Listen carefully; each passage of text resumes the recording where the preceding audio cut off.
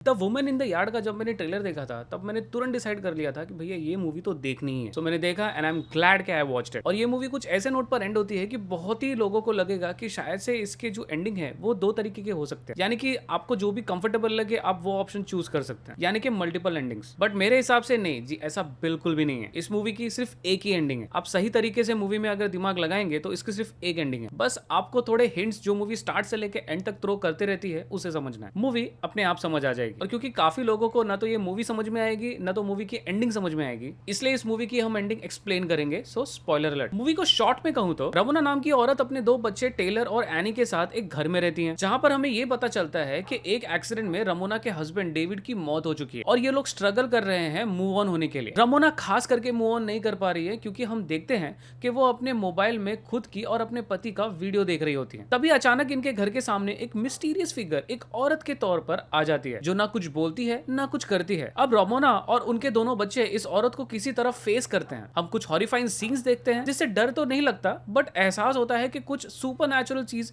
Ramona और उसके घर से जुड़ा है। और मूवी के एंड में after too many ifs and buts हम देखते हैं कि रमोना शायद अपने आप को शूट करने वाली है। सीन कट हो जाता है, हमें दिखाया नहीं जाता और अचानक से आउट ऑफ नोवेयर ये फिगर भी गायब हो जाती है। और अचानक से फिर ये तीनों यानी कि रमोना और उनके दोनों बच्चे और ऑफ कोर्स ये कुत्ता भी है एक जिसे मैं भूल गया था, सुकून से अपने घर में रहने लगते हैं। So what really happened? क्या रमोना ने अपने आप को शूट किया, नहीं किया, और जो औरत थी वो कहां चली गई? Let's break it down. Movie के स्टार्ट में ही आपको मूवी के बहुत सारे हिंट्स दे दिए जाते हैं कि आखिर मूवी एंड किस नोट पर हुई। आपने ऑफ कोर्स ध्यान नहीं दिया होगा, so let's explore it. Movie के स्टार्ट में ही हम देखते हैं कि कोई चीज इस घर की तरफ रश कर रही है, ऐसे कोई भाग रहा है या फिर यूं कहें भाग रही है। ये कोई और नहीं रमोना ही है जो कि किसी भी हाल में अपने घर जाना चाहती हैं। क्यों? दैट वी विल नो आगे सीन में हम कुछ बर्तन देखते हैं जिस पर धूल लगी पड़ी है, जिसका मतलब है काफी दिनों से ये इस्तेमाल नहीं हुए हैं। घर के बाहर का बोर्ड का नाम गायब है और बोर्ड की हालत भी काफी खराब है, यानी कि काफी पुरानी हो चुकी है। रमोना के कुछ पिक्चर्स देखते हैं हम टेबल पर और फाइनली एक पेंटिंग जो कि ऐसा लगता है बस बनाना चालू हुआ है और फिनिश नहीं हुई है। दीवारों पर क्रैक है जैसे काफी सालों से इसे रिपेयर नहीं किया गया। यहाँ तक काफी हिंट दे दिया था डायरेक्टर ने, लेकिन फिर भी आप नहीं समझे होंगे। तो चलिए मूवी के एंड में जाते हैं जहां रमोना अपने बच्चों को अपने घर से बाहर भेज देती है और हमें यह बताया जाता है कि बच्चे थोड़ी देर में वापस भी आ जाते हैं, बट एक्चुअल में ऐसा होता नहीं। रिमेंबर द सीन जहां पर रमोना और हमारी स्पिरिट यानी कि वुमन रमोना के साथ स्ट्रगल करती है ताकि वो खुदकुशी कर ले, बट वो सीन पूरा दिखाया नहीं जाता हमें। बट आई थिंक इस रमोना ने वहां पर खुदकुशी कर ली थी और वो आजाद हो गई। किससे? ग्रीफ से, यानी कि अपने पति के खो देने के ग्रीफ से, जिससे अगेन वो बाहर नहीं निकल पा रही थी। यहाँ पर रमोना में चेंजेस हुए, उनकी अंतरात्मा दो में बट गई, एक जो जीना चाहती थी और एक जो नहीं जीना चाहती थी। सब कुछ तबाह कर देना चाहती थी, चाहे वो उनके खुद के बच्चे भी क्यों ना हो। सो चलिए मूवी को मैं अपने टाइमलाइन से समझाता हूँ ताकि आप अच्छे से समझ सकें। रमोना के हस्बैंड मर जाते हैं कार एक्सीडेंट में। अब ये रमोना की गलती होती है क्योंकि गाड़ी वही चला रही होती है। वो अपने घर आती है, इस गिल्ड से निकल नहीं पाती और उनके अंदर सुसाइडल टेंडेंसीज आ जाती है। यहाँ पर रमोना अपने बच्चों को बचाने के लिए उन्हें अपने घर से निकाल देती हैं।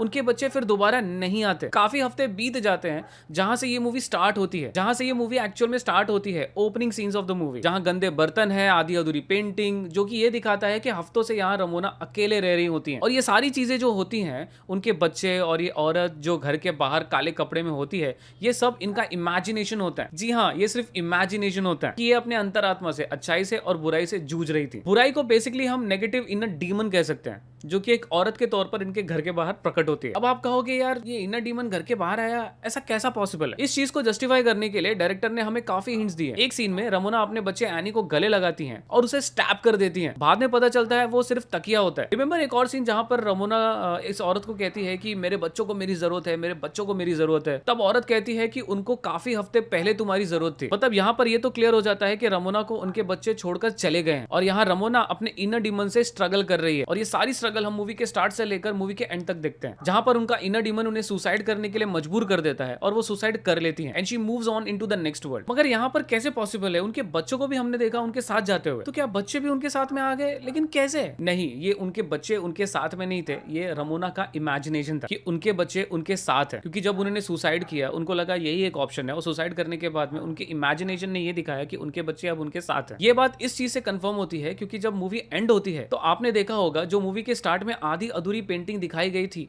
वो अब पूरी हो चुकी है। लेकिन यहाँ पर रमोना का नाम उल्टा है, जस्टिफाइंग कि असली नहीं, ये मिरर वर्ल्ड है, यानी कि एक दूसरी दुनिया, मरे लोगों की दुनिया, उस दुनिया में जहां वो अपने दोनों बच्चों के साथ एक ख्वाबों की दुनिया में रह रही हैं। तो अब आप कहोगे नहीं मैं नहीं मानता, तुम्हारा लॉजिक गलत है, तो मैं आपको एक और एक्सप्लेनेशन देता हूँ। रिमेंबर जब रमोना का औरत के साथ इंटरेक्शन हो रहा था तब तुरंत औरत ने उनके बच्चों को अडल्ट वर्जन यानी कि एक बड़े हो चुके वर्जन दिखाए थे, वो भी शादीशुदा और खुश वाले, और ये भी कहा था कि तुम्हारे बच्चों को तुम्हारी बहुत पहले यानी हफ्तों भर पहले जरूरत थी, indicating that she left her children long time back. अब आप कहोगे यार राजन हफ्ते भर में बच्चे बड़े कैसे हो गए? यहाँ पर आई थिंक कि अभी मुझे रोंगटे खड़े हो रहे हैं, मतलब स्टोरी इतनी गजब की थी। आई थिंक जब रमोना ने अपने बच्चों को वहां से भेज दिया था उसके कुछ हफ्तों में ही उसने सुसाइड कर लिया था, बट सुसाइड करने के बाद में भी she was not able to move on. वो उस घर को छोड़कर जाना ही नहीं चाहती थी, वो इसी घर में फंस चुकी थी, जबकि उसके बच्चे आगे बढ़ गए थे। और ये जो औरत थी ये कोई और नहीं मौत थी जो इसे लेने आई थी। रिमेंबर एक सीन में ये एक औरत कहती है आज ही वो दिन है, और ये कहती है कि मेरे पास में पूरा टाइम नहीं बचा पड़ा हुआ है, इंडिकेटिंग दैट रमोना को आज किसी भी तरीके से मूव ऑन करना ही है, उस घर को छोड़ना ही है। चलिए आपको और भी हिंट्स देते हैं। शिकिन्स का मारा जाना जो कि मुझे लगता है रमोना ने ही मारा था,